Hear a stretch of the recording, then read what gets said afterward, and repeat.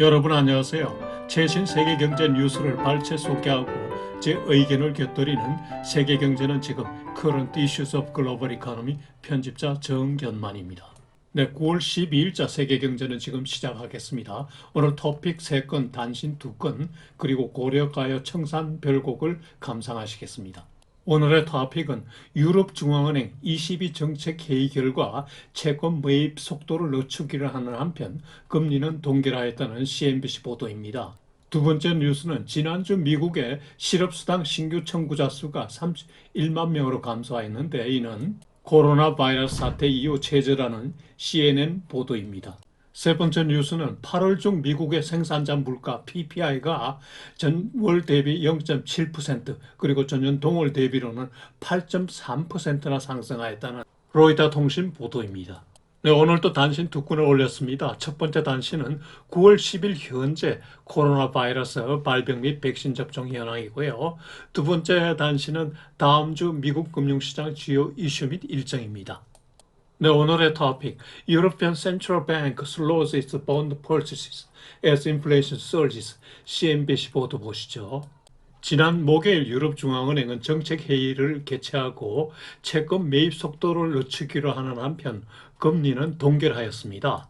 먼저 채권 매입 속도를 늦추는 대상은 PEPP 순매입 규모인데요. PEPP는 Pandemic Emergency Purchase Program입니다. 매입 규모 축소 내용과 시기에 대해서는 좀 이따 다시 설명드리겠습니다. 금리는 현행대로 유지하기로 했는데요. 현재 재할금리 리파이낸싱 레이트는 0%입니다. 그리고 대출 한계 대출 금리는 0.25%이고요. 예금 금리는 마이너스 0.5%입니다. 여기서 예금 금리 마이너스 0.5%는 시중은행이 중앙은행에 돈을 맡길 때 이자를 도로 내놔야 된다는 거죠. 시중은행들이 돈을 중앙은행에 맡기지 말고 대출을 하라는 거죠. 19개 국가로 구성되어 있는 유로존의 최근 경제 동향을 보면요. 2분기의 경제 성장률이 1%를 기록하였습니다. 전문가 예상을 많이 상회하는 좋은 실적이죠. 그런데 8월 중 물가 상승률이 3%에 달하였습니다. 이 3%는 10년 내 최고율입니다. 22의 채권 매입 축소 소식에 따라서 외환시장에서는 유로화 가치가 달러 대비 0.2% 상승하였습니다. 주가는 빠지지 않고 보합을 기록하였는데요. 이미 시장에 기반영되었기 때문입니다. 현재 ECB는 0%대 정책금리를 운영하고 있는데요. ECB는 앞으로도 중기적으로 2% 목표, 물가 목표 도달할 때까지는 현 저금리 수준을 유지하기로 하였습니다.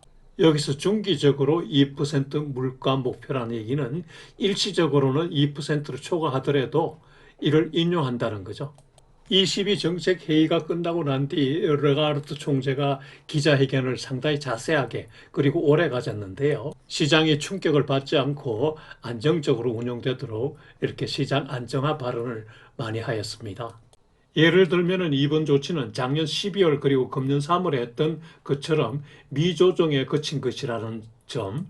제가 여기 르가르트 총재의 발언 내용을 쿼트 인용했는데요. 한번 읽어보시기 바랍니다. 중앙은행 사람들이 얼마나 용어 선택에 신중을 기하는지를 볼 수 있을 것입니다. 르가르트 총재는 심지어 마가레트 대처 전 영국 수상의 말을 인용하기도 하였는데요. The lady isn't tapering. 을 인용하였는데요. 일부 한국 기사에서 그 여성은 테이프링 자산 매입 축소를 하지 않는다라고 해석했는데 이는 잘못된 해석입니다. 여기에서 the lady는 영란은행 Bank of England를 뜻합니다. 전통적으로 영란은행을 the lady 또는 old lady라고 호칭해 왔죠. 나라의 안방 살림을 관장한다는 그런 뜻이 있습니다. 이번 정책 회의에 대한 이코노미스트들의 평가는 첫째, 테이퍼링을 향한 의미 있는 첫걸음이다 이렇게 표현했네요. The first meaningful step toward tapering for the ECB라고 했네요.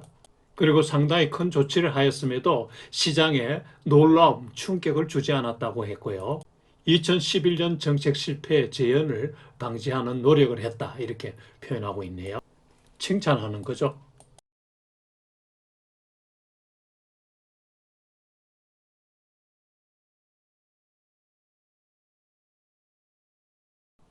팬데믹 발발 시기인 2020년 4월부터 시행해서 내년 3월까지 2년간 하도록 되어 있습니다.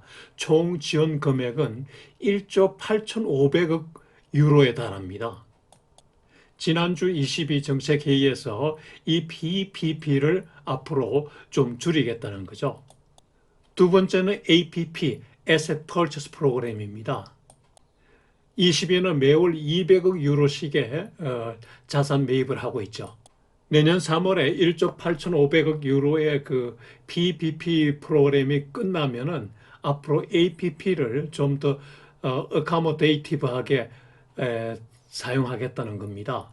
그리고 이 APP 프로그램은 정책금리 인상 직전까지 계속 시행하겠다고 밝히네요. 오른쪽 표는 22의 자산 매입 규모를 표로 만들어 놓은 건데요. 지난 2분기까지는 실적이고 그 이후는 노무라 증권이 추정한 개수입니다. 빨간 부분이 PPP 프로그램에 의한 거고요. 회색 부분이 APP 프로그램입니다. 한편 22가 내놓은 인플레이션 전망을 보면요. 이번에 상향 조정했는데 CPI의 경우 올해 2.2%, 내년에 1.7%, 그리고 내후년에 1.5%를 전망하고요. 코어 CPI는 올해 1.3%, 내년에 1.4%, 그리고 내후년에 1.5%를 전망하네요. 전문가들은 22가 올 연내에 경기 부양 패키지 규모의 축소를 발표할 것이라고 예상하고 있고요. 이는 미국 페드의 연내 테이퍼링 실시 가능 시사와 연동되는 것입니다. 네, 오늘 두 번째 뉴스. Jobs claims fall to new pandemic low in last week of enhanced benefits. CNN 뉴스 보시죠. 지난주 미국의 주간 실업수당 청구자 수가 31만 명으로 감소하였습니다. 이는 2020년 3월 이래 최저 수준입니다. 고용 회복이 진전되고 있음을 반영한 거죠. 한편 연방정부의 특별 실업수당 청구자 수는 96,198명으로 나왔는데요. 연방정부는 팬데믹 언임플로이먼트 어시스턴트 프로그램에 따라서 자가고용자 그리고 임시직 등 정규 실업수당을 받지 못하는 여기에 해당하지 않는 실업자를 대상으로 해서 특별 실업수당을 지급하고 있죠. 그런데 이 프로그램이 이번 9월에 종료하도록 되어 있습니다. 그리고 이번 9월에는 정규 실업수당 청구 기간이 끝난 후에 정부가 특별히 13주 연장 실업수당을 지급해 왔는데 이 연장 지급수당도 이번 달에 끝나게 됩니다. 그동안 이런 특별수당을 받아왔던 실직자에게 큰 고통이 될 것이라고 하네요. 지난주 실업수당 청구자 수 감소는 전반적인 고용 상황 개선을 보여주는 거지만은 그러나 총 취업자 수는 여전히 팬데믹 이전 대비 500만 명이 감소한 수준입니다. 앞으로 고용 시장에는 델타 변종 바이러스가 얼마만큼 영향을 주는가가 상당히 관심사인데요. 지난 8월 달에 벌써 그런 영향이 나타났었죠. 9월 이후가 어떻게 될지 궁금하네요. 오늘 세 번째 뉴스. Strained supply chains keep US producer prices hot. 로이터 통신 보도 보시죠. 8월 중에 미국의 생산자 물가 PPI가 전월 대비 0.7%나 상승하였습니다. 그리고 전년 동월 대비로는 8.3%나 상승하였습니다. 이는 2010년 11월 이래 최고 상승입니다. 식품과 에너지를 제한 핵심 도매물가 코어 PPI는 0.3% 상승하였습니다. 전년 동월 대비로는 6.3% 상승하였습니다. 도매물가 상승 요인은 수요는 강하고 그리고 공급은 제약되기 때문입니다. 이런 현상 때문에 7월 중에 도매업자의 재고가 7년 내 최대 폭으로 감소한 것으로 나타났네요. 그리고 공급망 문제, supply chain bottleneck이 계속 진행되고 있고요. 델타 변종 확산으로 동남아나 중국에서 생산이 부전해지고 그 중국에서는 또 선적도 지연되고 있습니다. 한편 근로자도 부족하다고 하네요. 여기서 도매 물가 상승이 되면요, 소비자 물가 상승으로 전이됩니다. PPI 상승이 CPI 상승으로 연결되는 거죠. 부문별 도매 물가 동향을 보면은 거래 서비스가 1.5% 상승했고요. 상품 물가는 1.0%, 그리고 식료품이 높은 2.9% 상승하고 운수 창고도 2.8%나 상승하였습니다. 향후 도매 물가는 공급망 문제 완화 또 델타 바이러스 확산 여부가 관건이 되겠습니다. 한편 다른 보도를 보니까요, 중국의 공장도 물가가 재료 비용이 솟아서 13년 내 최고치로 올랐다는 보도가 있네요. 세계적 물가 상승 요인이 되는 거죠. 네, 오늘 첫 번째 단신 세계 코로나 바이러스 진전상 보시죠. 한국 시간으로 어제 새벽 현재 세계 코로나 바이러스 확진자 수는 2억 2,302만 2천 명입니다. 전주 대비 1.8% 증가했습니다. 지난주 2% 증가에 비해서 증가세가 약간 둔화되었습니다. 사망자 수는 460만 2,800명으로 전주 대비 1.3% 증가했습니다. 이 또한 전주 1.5% 증가에 대비해서 약간 증가세가 둔화되었네요. 세계 백신 접종자 수는 53억 5,292만 7천 명으로 전주 대비 1.1% 증가했는데요. 세계보건기구의 백신 접종자 수 집계가 조금 늦어진 것 같습니다. 이는 9월 5일 현재입니다.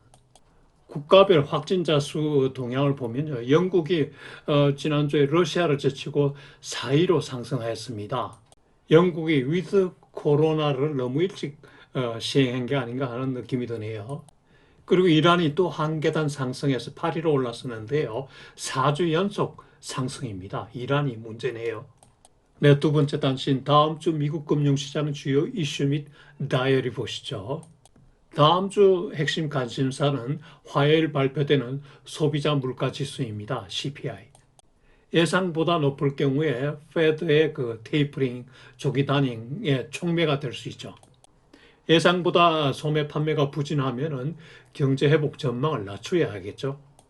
또 이게 물가 상승과 맞물리게 되면은 소위 스태그플레이션 우려로 이제 확산되겠죠.